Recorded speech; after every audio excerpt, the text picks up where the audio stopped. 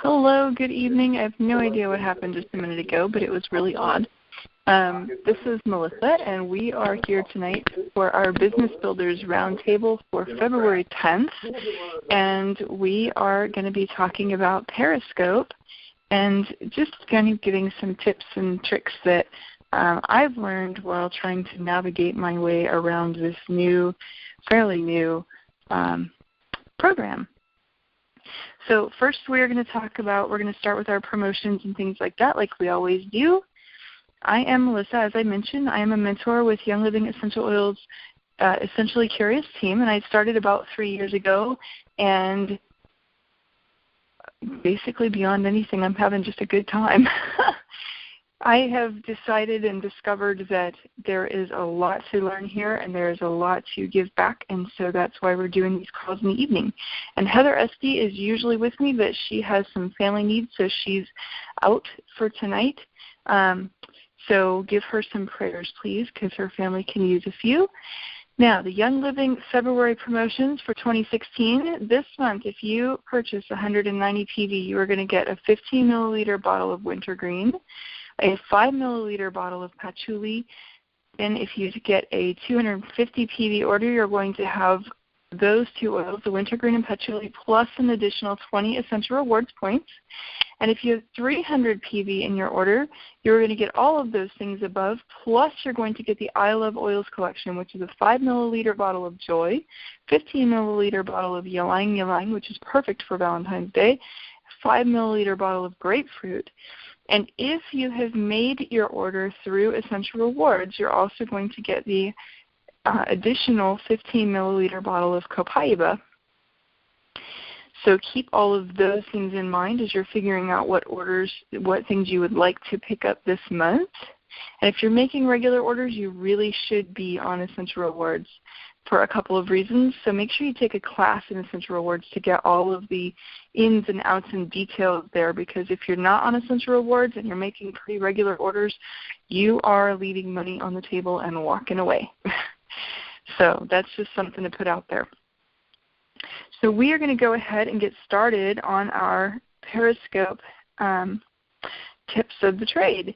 And the recording at the end of this will be, of course, on our YouTube channel as well as on the Facebook page and the event page, like it always is. So, one last thing for your promos for this month. For those people who are looking to get premium starter kits, don't forget all of the premium starter kits are 10% off. That includes Thieves and Ninja Red, except for the Rainstone diffuser.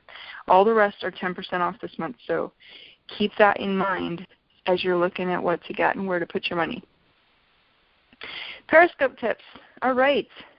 One of the first things that I learned with Periscope that I still have to make myself remember, I'm going to say this first before I forget, is that you need to make your title when you very first start, before you really get to recording your broadcast and before you start your broadcast, make sure you make a title. I have forgotten that more times than I can tell you. What you're going to see is a window that has, at the top it will say, what are you seeing now, or what do you see now, or something like that. And there will be a little cursor there, like for writing. That's where you put your title. And I did not know that for the first several broadcasts that I did. So make your title, because you don't get a second chance. And when you make your title, before you even get on there, spend some time coming up with a compelling title.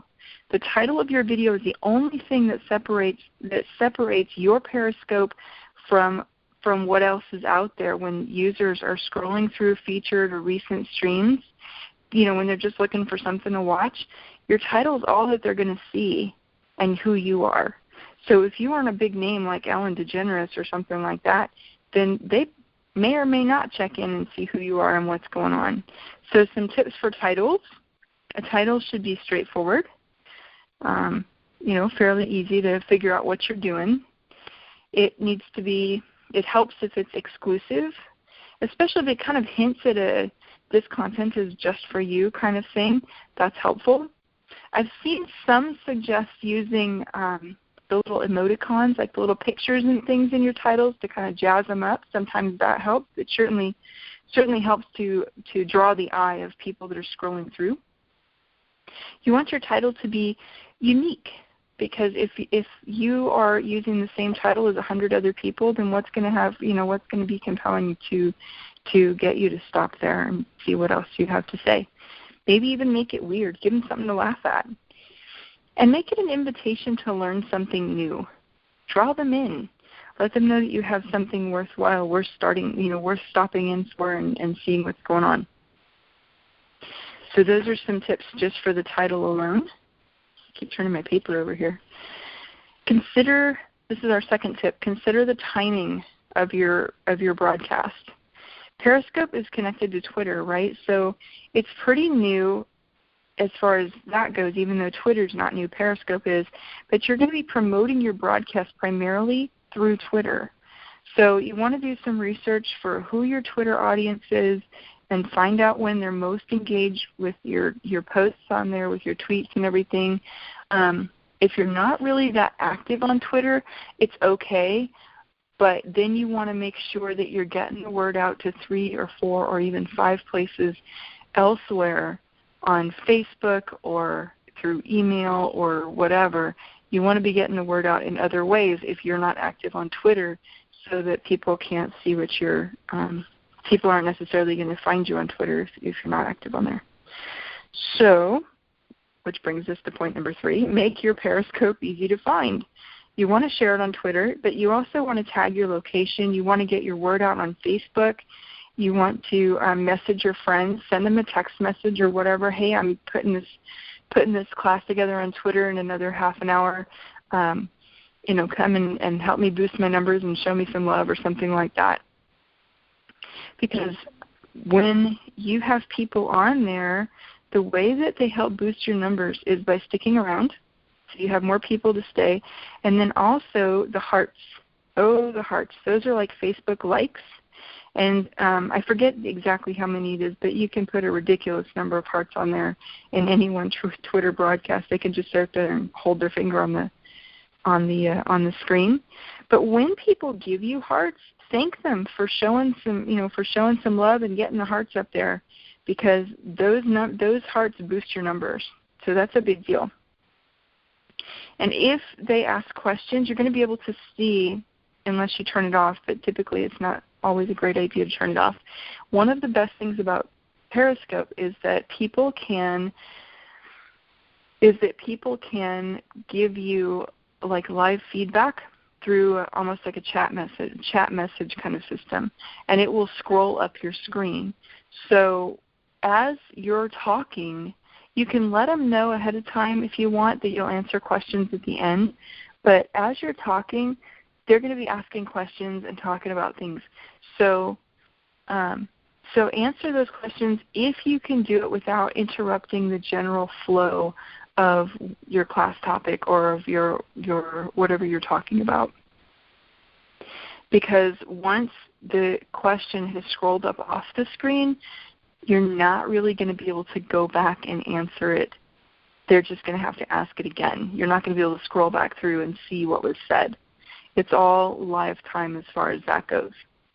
And some people like that aspect and other people don't. It's just kind of a your mileage may vary thing. So a couple other things. Let me make sure I've got my notes going here.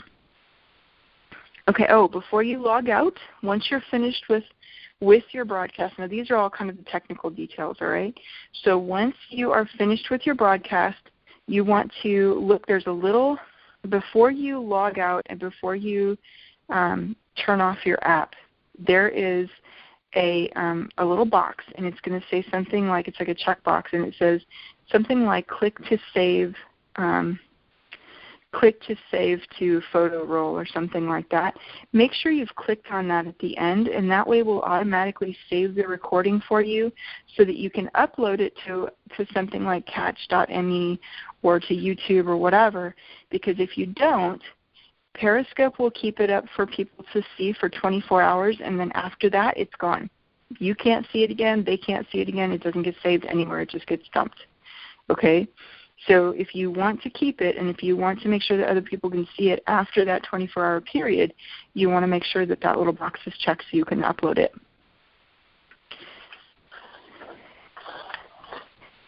Okay, so those are all kind of the technical details. A few other things that I've observed, sometimes you have a lot of different personality types on Periscope, and that really was kind of daunting for me at first because I'm not always so much the big, loud party kind of person. But a lot of people will start their videos, while they're waiting for people to log in, and while they're waiting for viewers to get on there, they'll put some music on, they'll get some kind of a funky dance going, they'll do little things to interact, they'll show you some of their new products or whatever they've got right in front of them. Those are some fun things to do. So if you follow the personality colors and style and that kind of thing, your blues are going to be probably more those party animal kind of people that are going to have that up there. Other people that do their Periscope videos are a little more cut and dried. So you're going to find, the first few times you'll find that people will kind of pop on and they'll watch you for a few seconds, decide if you're compelling enough to stay, and then they might pop off. Other people will stick around for a little bit longer. It just depends on your overall, just like in anything with network marketing, you sell yourself, right? So people are drawn to you and to what you're saying and to your personality and your energy level and all of this, and certainly to the message that you're projecting. But if they're only staying on for a few seconds, your energy level and your confidence level needs to come through that screen right away, because you only have a few seconds to make that impression before they decide whether or not to move on. It's a very rapid-fire society we're living in, so that's one thing to have your notes ahead of you, have everything ready to go and in order before you get on there so that you can carry through that with confidence. So those are, I'm trying to see, make sure I've got all my notes covered here and checked off. This is actually a really short class tonight. And there's lots and lots of blog posts and things out there that you can look up for Periscope basic tips and tricks. These are the things that I personally have learned kind of the hard way. The only other one that I see on my notes here, when you first start up and you want them to be able to see you and not the whatever's on the back of your phone, because most of our cell phones have two different cameras, right? One that faces away from us and one that gives you a selfie. So if you want them to be able to see you, you're going to double tap your screen, and that's going to turn it from whatever you're looking at to that selfie perspective. And to stop your broadcast at the end, you swipe down from the top of your screen, and it will bring down a little red bar that says End Broadcast that you can click on to end everything. So like I said, this is a pretty short, because we're at 15 minutes now. It's a pretty short class for tonight. These are the things that I have learned through trial and error. Periscope can be a lot of fun, so jump on there and just give it a shot and see what happens. If you try Periscope 2 or 3 times and you finally decide that format is not so much what you're looking for, a couple of others, I know that others are looking at Zoom. Zoom is another app that is similar to Periscope, where it's live stream and where people can interact with you, and where it's kind of a conference call kind of situation, but with video. So that's another one to look into as you're deciding what to use and what's going to work best for your business. If you're not a big Twitter person, if you don't do a lot of tweets, Periscope might not be for you. If you want to be able to see the people that you're talking to, Zoom might be a better option. Zoom is one that you can. It's like a